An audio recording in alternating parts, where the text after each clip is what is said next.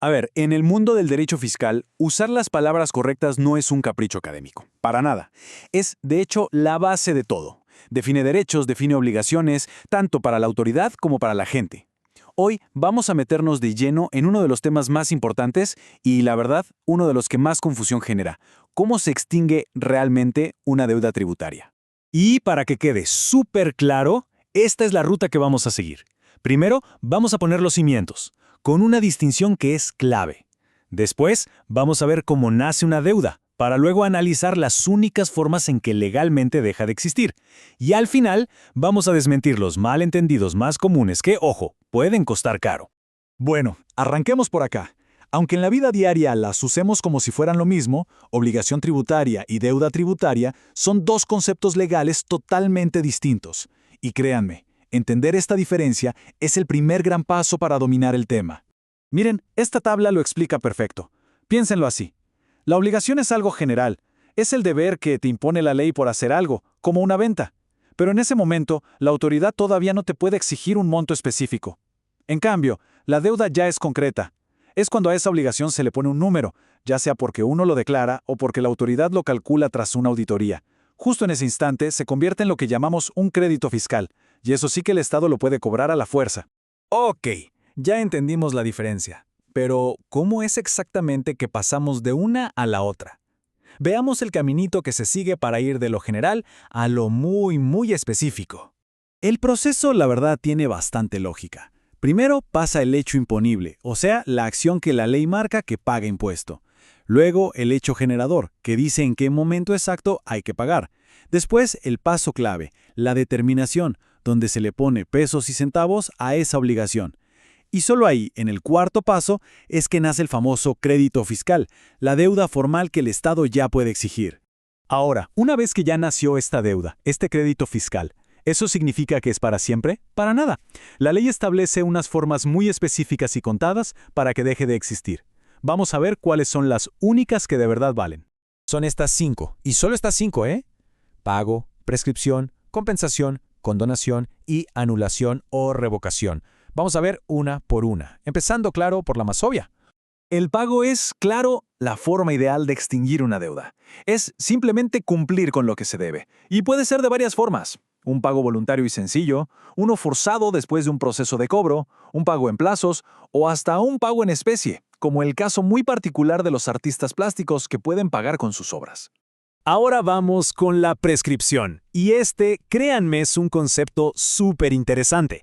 No es que te perdonen la deuda, es que el derecho de la autoridad para cobrarla se acaba por el paso del tiempo. Funciona como una sanción para el fisco por no actuar, y al mismo tiempo es una pieza clave para la seguridad jurídica de todos. Y aquí la pregunta del millón. ¿Cuánto tiempo? Bueno, la regla general que marca la ley es de 5 años. Este tiempo empieza a correr desde que el crédito fiscal es legalmente exigible. Pero, cuidado, este reloj no siempre corre sin parar. Y aquí hay que tener muchísimo cuidado porque no es lo mismo interrumpir que suspender. La interrupción es como apretar el botón de reset, borra todo el tiempo que había pasado y el contador de 5 años vuelve a 0.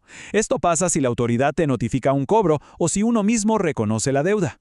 En cambio, la suspensión es como ponerle pausa. El reloj se detiene, por ejemplo, mientras dura un juicio, y cuando termina, el conteo sigue desde donde se quedó. La compensación es básicamente un cruce de cuentas. Si uno tiene un saldo a favor que la autoridad ya le reconoció y al mismo tiempo le debe dinero al fisco, puede usar ese saldo para matar la deuda. Es como si el fisco y la persona fueran deudor y acreedor al mismo tiempo, y simplemente se saldan las cuentas. La condonación, para que se entienda fácil, es el perdón de la deuda.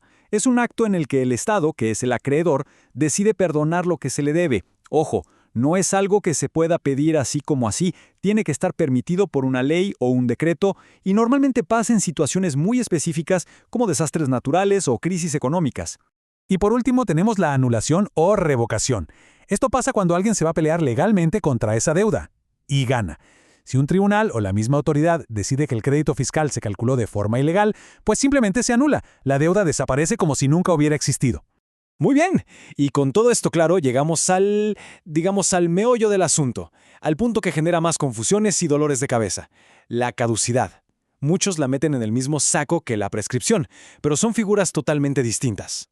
La diferencia clave, y esto es fundamental, es el momento en el que actúa cada una. La caducidad opera antes de que la deuda exista. Es el tiempo límite que tiene la autoridad para revisar y determinar una deuda.